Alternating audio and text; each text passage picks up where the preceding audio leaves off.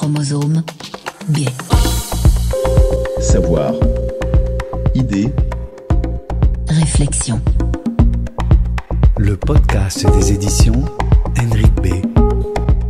Agitateur de neurones.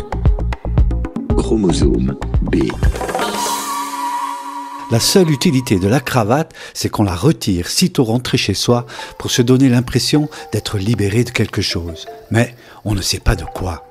Ainsi parle Paulo Coelho par ces mots qui pourraient très bien se rapporter aux mésaventures du jeune collaborateur idéaliste et désenchanté qui traverse ce guide de survie décalé en entreprise, justement intitulé « En quête de sens ».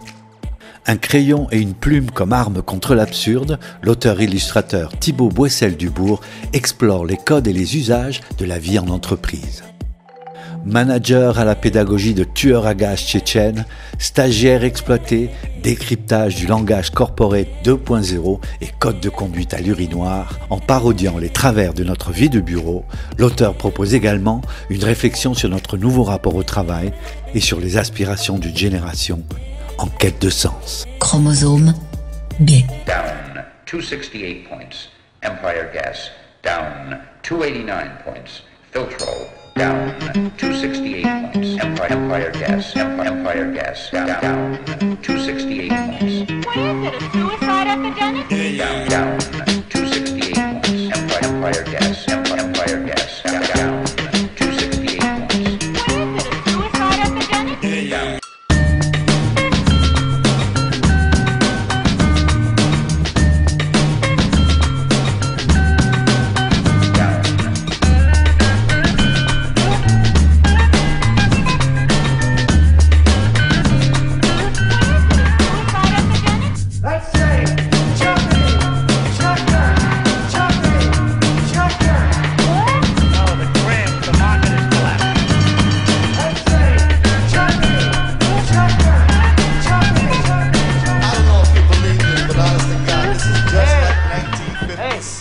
Alors, si on se casse, on y va, quoi, grouillons-nous.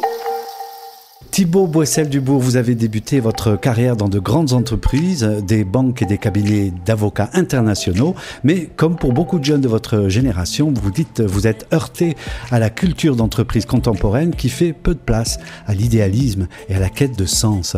De vos expériences et des illusions, et fort d'un talent de dessinateur, vous avez tiré des petites anecdotes, au départ juste pour amuser vos amis, mais qui ont abouti à la publication d'un premier album, Les Chroniques de la Défense. En parallèle de ces activités d'auteur et d'illustrateur, vous travaillez actuellement à la Banque mondiale sur des projets de développement international, mais vous publiez aujourd'hui un deuxième ouvrage intitulé « En quête de sens, petit guide de survie en entreprise ». Thibaut Boissel-Dubourg, bonjour. Bonjour Sylvano. Quel est votre métier aujourd'hui du coup ? Est-ce que vous êtes un dessinateur, un illustrateur, un consultant ? Quel est votre métier ? Qu'est-ce qui est écrit sur votre carte de visite ? Alors oui, je ne suis pas du tout un dessinateur professionnel et comme vous l'avez si bien dit, j'ai quitté un peu l'univers des grandes entreprises depuis. Aujourd'hui, je travaille dans l'aide aux pays en développement, plus précisément sur la problématique de l'adaptation climatique. Donc, concrètement, je me balade un peu aux quatre coins du monde pour aider les pays à protéger leur population fragile contre les inondations, les sécheresses, voilà. D'accord, donc ça c'est votre métier, vous donc dessinez et publiez en annexe, c'est un peu un métier de dilettante, alors c'est une activité annexe. Oui, exactement, oui. C'est une petite passion annexe et qui a abouti au fil des années sur des vraies publications en librairie, mais voilà, c'est pas fait de formation dans ce domaine. On est en droit de se demander, Thibaut Boissel-Dubourg, parce que vous avez un vrai trait, vous avez un vrai style, et puis vous avez pas simplement au niveau des dessins, mais au niveau des scénarios. Donc on est tout à fait intrigué par cet aspect des choses. Quel a été le cheminement pour fabriquer ce livre-là, et le cheminement entre les deux ouvrages, le premier, Les Chroniques de la Défense, et celui-là? Alors l'histoire de la conception de ce livre, l'histoire de cet ouvrage, c'est que en sortant de mes études, on pourra en reparler, je me suis retrouvé dans le monde de l'entreprise et comme beaucoup de gens, j'imagine, je me suis un peu pris une énorme claque de désillusion face à cet univers. Et voilà, je travaillais à l'époque dans une grande banque à la Défense, j'étais malheureux comme tout. Et dans ces moments-là, j'utilise souvent le dessin comme une sorte d'exutoire, de catharsis. et ce qui me permet d'avoir beaucoup d'autodérision sur mon quotidien, de rigoler des situations du quotidien.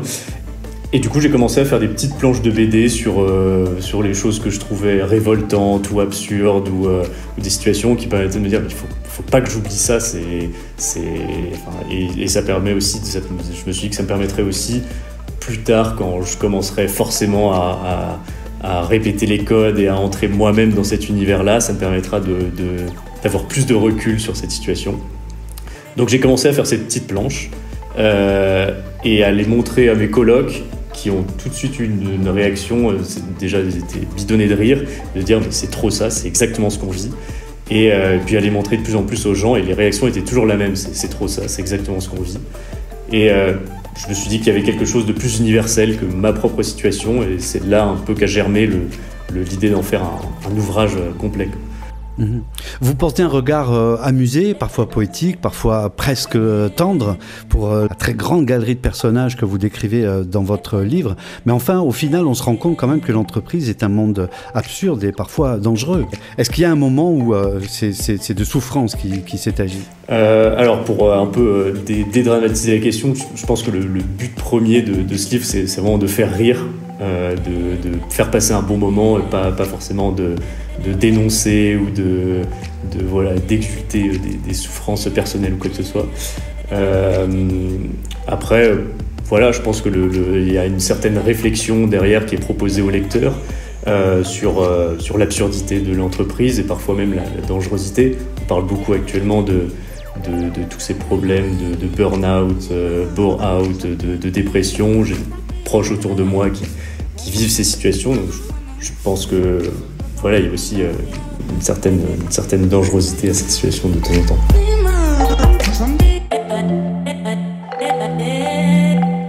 Thibaut Boissel-Dubourg, je voulais vous demander sur la construction de votre livre qui se déroule en 4 actes, celui avant d'entrer dans l'entreprise, puis le moment où on entre dans l'entreprise, puis ensuite la routine, le métro, le boulot, dodo, et en fait la clôture des comptes qui est votre 4e acte. Je voudrais suivre un peu ce narratif.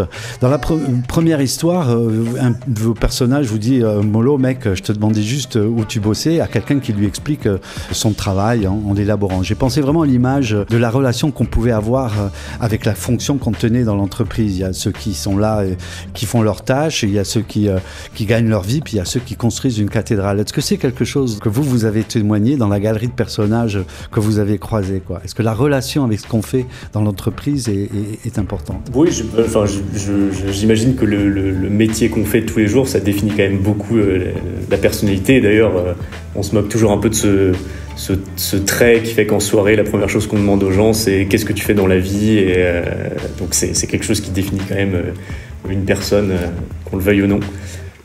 Sur l'aspect théâtral et les 4 actes, je pense que je vois vraiment cet univers comme quelque chose de très théâtral, comme l'open space. C'est ni plus ni moins qu'une sorte de scène de théâtre. Il y a des gens qui vraiment jouent des rôles, quelqu'un qui peut être un père aimant, un mari d'une gentillesse incroyable et devenir un manager absolument toxique dans mon entreprise, quelqu'un qui peut être très drôle et le bout en train du groupe et qui devient quelqu'un d'extrêmement sérieux une fois passé les portes. Donc c'est vraiment un univers très théâtral où les gens jouent des rôles, et c'est un peu ça que je voulais aussi dire par cette structure en 4 actes. C'est tout à fait réussi. Vous parlez de bullshit jobs, bullshit business school. Vous n'êtes pas du tout tendre, en tout cas vos personnages ne le sont pas. Vous dénoncez quoi au juste ? Encore une fois, le but premier, c'est vraiment de faire rire plus que de dénoncer, et peut-être un peu aussi de faire réfléchir les gens sur la condition d'employé, de salarié dans l'entreprise. Mais voilà, le bullshit job, c'est cette notion du sociologue David Kramer, il me semble, qui a mis une claque à pas mal de gens sur tous ces jobs qui sont toxiques pour la personne, pour l'environnement, pour la société. Et il y a beaucoup de gens qui se sont rendus compte en lisant ce sociologue que leur job en faisait partie. Et voilà, c'est un problème de société actuelle aussi. Chromosome B. On se retrouve par exemple dans le premier acte, dans un entretien d'embauche où vous mettez en bleu les questions et les réponses codifiées et en marron les vraies réponses. On va revenir au jeu de rôle dont vous parliez il y a quelques instants. Si le code il est plus important que la réalité, comment font les entreprises pour réussir dans un endroit où tout le monde joue autre chose que ce qu'il est réellement? Oui, c'est sur cette question de l'entretien d'embauche, ça m'a toujours fait rire d'imaginer être honnête, à 100% honnête et sérieux en entretien. C'est vrai qu'on a toujours, n'importe qui passe en entretien, on a l'impression que l'intervieweur attend une certaine gamme de réponses et voilà, ça peut causer des situations, en étant totalement honnête, ça peut causer des situations parfois extrêmement comiques. Dans le chapitre 2, l'acte 2, il y a 20 règles que vous décrivez. C'est l'occasion d'une galerie de personnages de portraits qui sont vraiment hilarants. Est-ce qu'il y a un personnage incontournable que vous avez pu remarquer dans l'entreprise? Oui, celui auquel je suis le plus attaché, c'est peut-être Corentin, le stagiaire, ce stagiaire exploité et qui souffre en silence. Et ce personnage, c'est un peu un clin d'œil à un groupe qui s'appelle Nurshi de flexibilisation du marché du travail, NDFlex pour ceux qui connaissent, qui est une pépite d'humour dans l'entreprise, un groupe Facebook très connu par les gens de ma génération. Alors, vous parlez d'un guide de survie décalé. Finalement, c'est pas si décalé que ça. Votre récit, votre bouquin. Ouais, je sais pas, je pense qu'à partir du moment où on lit le livre et on se dit que c'est pas décalé, c'est peut-être là le moment où il faut avoir une réflexion sur cette situation.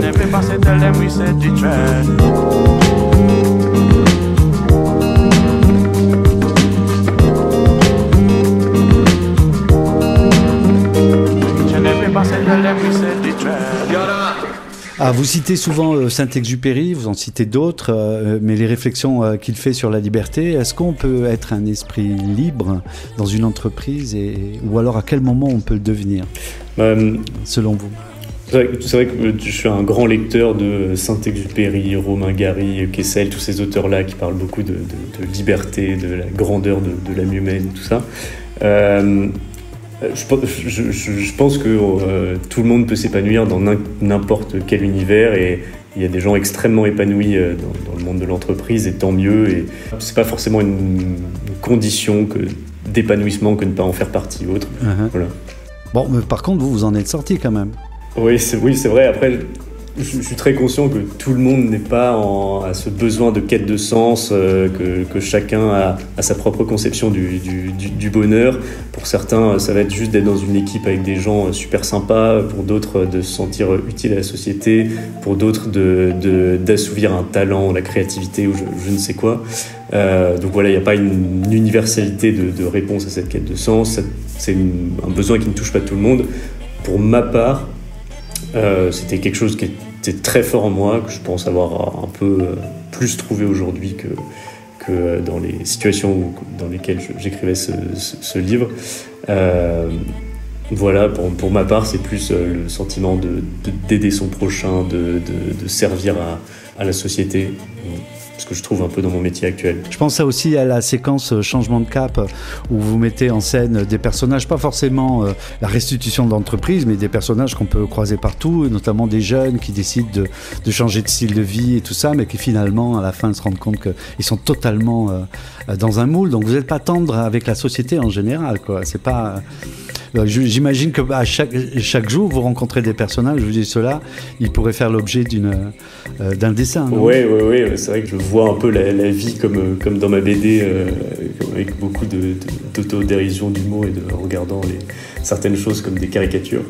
Quand j'ai écrit ce livre, c'était pendant le premier confinement, j'étais confiné avec une bande de copains et on était tous en télétravail. Il y en avait un qui bossait dans une grande entreprise d'assurance, une autre en start-up, une autre dans une entreprise internationale et c'était un délice d'inspiration de voir tous ces différents traits de caractère et temps en temps très similaires.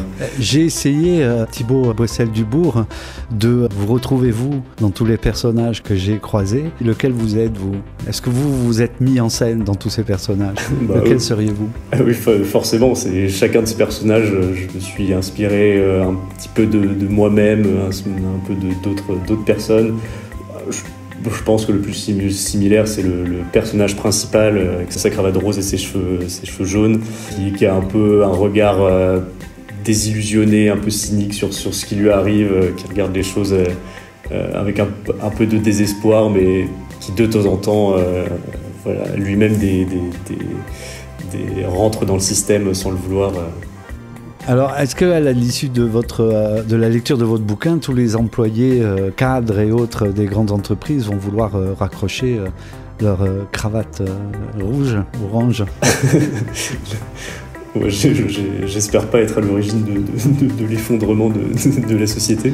Mais en tout cas, l'objectif, c'est que les gens puissent rire un peu de leur quotidien, regarder peut-être les choses avec un regard plus poétique ou plus avec un peu de sourire quand il leur arrivera une scène similaire à ce qui arrive dans le livre, et pourquoi pas réfléchir un peu sur leur situation, c'est-à-dire est-ce que je suis vraiment heureux dans cet univers, est-ce que j'arrive à m'épanouir, qu'est-ce qu'il faudrait que je change pour que le monde soit plus beau. Voilà. Une grande partie de la population passe un tiers de sa vie à l'intérieur de l'entreprise.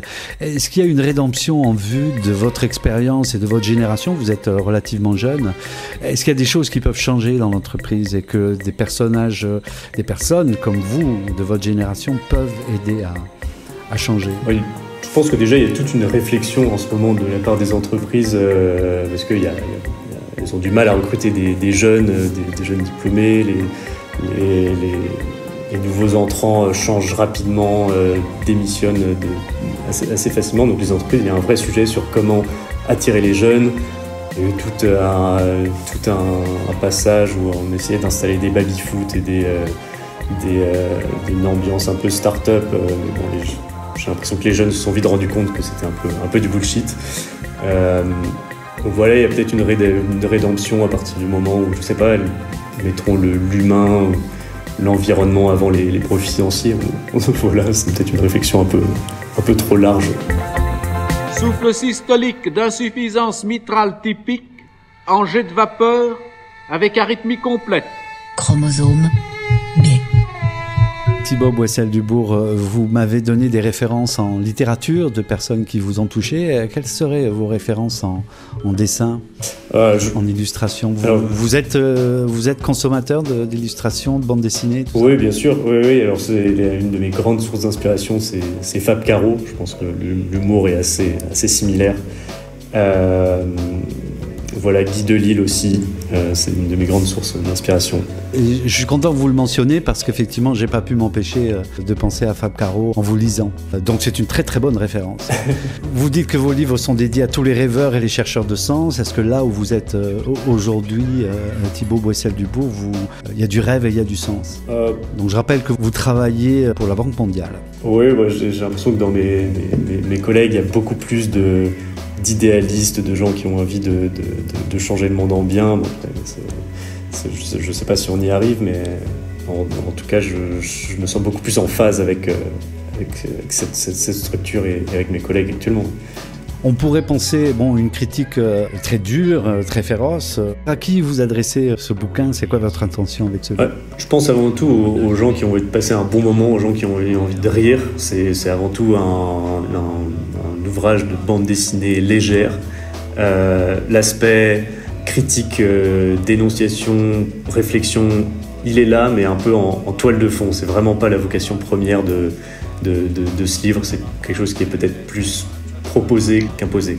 Bien, En quête de sens, petit guide de survie en entreprise, c'est évidemment aux éditions Henrik B. Comme je le fais pour chacun de mes interlocuteurs, je vais vous demander une citation, un adage, un proverbe ou juste une inspiration qui pourrait caractériser soit votre humeur du moment, soit votre relation à la vie en général.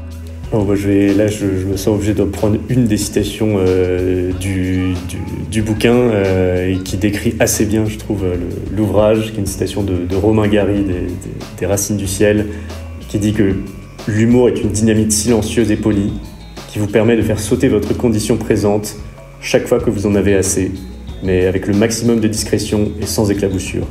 Bon, en tout cas, vous n'avez pas quitté votre petit sourire un peu ironique pendant tout notre entretien. Ça a l'air de bien caractériser votre regard sur la vie. Ce sourire-là, il est tout au long du bouquin. Thibaut Boissel-Dubourg, merci pour cet entretien. Merci Sylvano. Chromosome B. Le podcast des éditions Henrik B. Agitateur de neurones. Chromosome B.